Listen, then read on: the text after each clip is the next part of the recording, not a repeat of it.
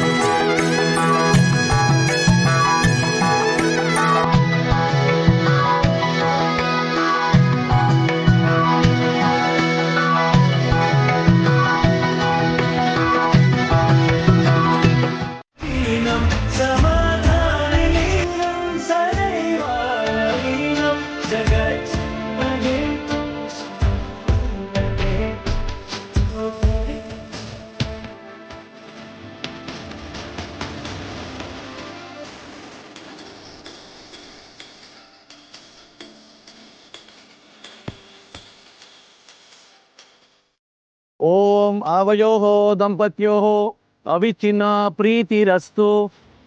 ಶ್ರೀಕೃಷ್ಣಾರ್ಪಣಮಸ್ತು. ಅಗ್ನಿಗೆ ನಮಸ್ಕಾರವನ್ನು ಮಾಡಿ ನಿಮ್ಮ ಪ್ರವರವನ್ನು ಹೇಳಬೇಕಾಗತ್ತೆ. ಆಂಗೀರಸ ಗೌತಮತ್ರಾಸ ತ್ರಿಯ ಋಷಿ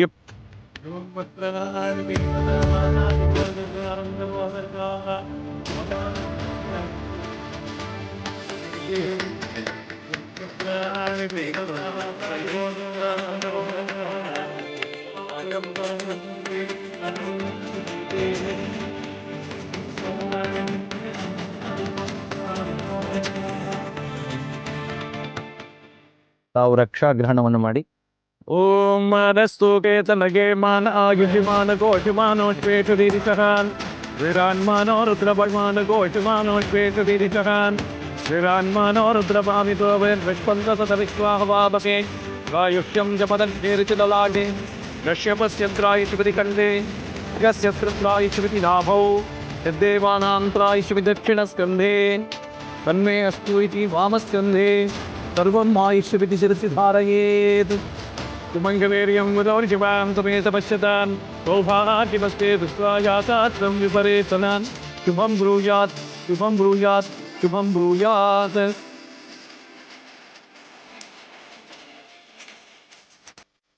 ಅಂತ ತೊಡೆ ತಟ್ಟಿ ಹೋದೆ. ಇಲ್ಲಿ ನೋಡಿದ್ರೆ ಶತಪಥ ಹಾಕ್ತಾ ಇದೆಯಾ? ನನ್ನಾದ್ರೂ ಕರ್ಕೊಂಡು ಹೋಗಿದ್ರೆ ನಾನು ಬೇರೆ ಸಲಹೆನಾದ್ರೂ ಕೊಡ್ತಾ ಇದ್ದೆ. ಅಲ್ಲಪ್ಪ, ಈ ಮನೆಗಳನ್ನ ಸುಲಭವಾಗಿ ಮುರಿತೀಯ, ಒಂದು ಮದುವೆ ಮುರಿಯೋದಿಕ್ಕಾಗ್ಲಿಲ್ವೇ? ಲೋ ಮುಠಾಣ, ಹೇಳೋ. ಆ ವೆಂಕಟನಾಥನ ಮದುವೆ ಮುರಿಯೋದಕ್ಕೆ ನಾನು ಶತಾಯುಗತಾಯ ಪ್ರಯತ್ನ ಪಟ್ಟೆ. ಸಿಕ್ಕ ಚಿಕ್ಕ ಚಿಕ್ಕ ಅವಕಾಶಗಳನ್ನು ಬಳಸ್ಕೊಂಡೆ. ಆದ್ರೆ ಕೊನೆಯಲ್ಲಿ ಆ ವೆಂಕಟನಾಥ ತಾಳಿ ಕಟ್ಟೋದನ್ನ ಮಾತ್ರ ತಪ್ಪಿಸೋದಕ್ಕಾಗ್ಲಿಲ್ಲ. ಇನ್ನೇನ್ ತಪ್ಪಿಸ್ತೀಯ ಗೋವಿಂದ?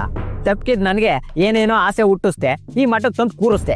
ಈ ಮಠದ ಶಿಸ್ತು ನನ್ನ ಕೈಲಿ ತಡ್ಕೊಳಕ್ ಆಗ್ತಾ ಇಲ್ಲ. ಆ ಗುರುಗಳು ಹೇಳೋ ಮಾತು ಅರ್ಥ ಆಗೋದಿಲ್ಲ. ಈ ಗೋವಿಂದಾಚಾರ್ಯ ಹೇಳೋ ಮಾತುಗಳು ಕಿವಿಗೆ ಸೀಸ ಕಾಯಿಸಿ ಸುರಿದಾಗ್ತಾ ಇದೆ. ಸಹಿಸ್ಕೋಬೇಕು, ಶಿಸ್ತನ್ನ ಪಾಲಿಸ್ತಾ ಇದ್ದೀನಿ ಅಂತ ತೋರಿಸ್ಕೋಬೇಕು. ನಿನಗೆ ಅಧಿಕಾರ ಹಸ್ತಾಂತರ ಮಾಡೋದು ಗುರುಗಳೇ. ಅವ್ರನ್ನೇ ಎದುರು ಹಾಕೊಂಡ್ರೆ ಕೊನೆಗೆ ನಮ್ಮ ಕೈಗೆ ಸಿಗೋದು ಚೊಂಬು. ಹಿಡ್ಕೊಂಡು ನಾನೇನ್ ಮಾಡ್ಲಿ ಗೋವಿಂದ? ಮಠಕ್ಕೆ ಯಾವ್ದೋ ದೊಡ್ಡ ದೇಣಿಗೆ ತರ್ತಾ ಇದ್ದೀನಿ, ಇಬ್ರು ಗುರುಗಳು ನಮ್ ದಾರಿಗೆ ಬಂದ್ಬಿಡ್ತಾರೆ ಅಂತ ನೀನು ಹೇಳ್ತಾನೆ ಇದೆಯಾ? ನಾನು ಕೇಳ್ತಾನೆ ಇದ್ದೀನಿ. ಲೋ ಮುಠಾಳ, ದೇಣಿಗೆಗೇನ್ ಕಾಲಿರುತ್ತಾ? ಕರೆದ ತಕ್ಷಣ ಓಡ್ ಬಂದ್ಬಿಡಕ್ಕೆ. ಆಕೆಗೆ ವಯಸ್ಸಾಗಿದೆ. ಈ ವಯಸ್ಸಾದವ್ರನ್ನ ಒಪ್ಸೋದು ಸ್ವಲ್ಪ ಕಷ್ಟ. ನನ್ಗೂ ಇಲ್ಲಿರೋದು ಕಷ್ಟ. ಇನ್ನೊಬ್ರು ಆದೇಶದಂತೆ ಬದುಕೋದು ನನ್ನ ಕೈಲಿ ಆಗೋದಿಲ್ಲ.